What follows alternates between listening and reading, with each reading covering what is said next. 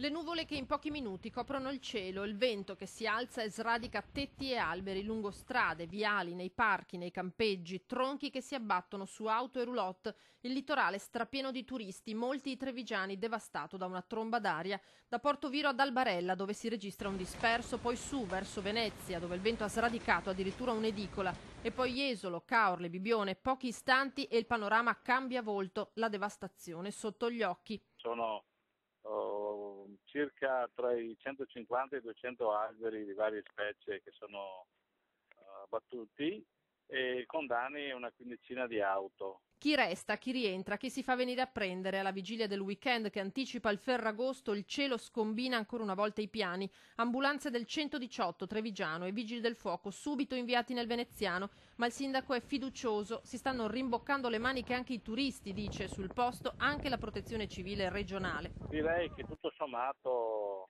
domani dovrebbe tornare già tutto normale. La zona più colpita, quella del Cavallino, fino alla Pineta. Probabilmente era più intenso verso Cavallino, quindi Piazza Nember, Piazza Aurora, Piazza Marina. Sinceramente l'ho vista quando ero ragazzo, bambino, una cosa simile.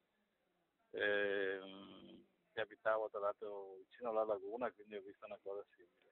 Però parliamo di oltre 50 anni fa. A Bibione, al campeggio Capalonga, famiglia di Gagliarine Miracolata, erano al bar quando un grosso pino marittimo ha ridotto così la loro roulotte. Auto e camper schiacciati sotto il peso degli alberi, mezzi sventrati, solo un caso se nessuno ci ha rimesso la vita, ma si registrano molti feriti.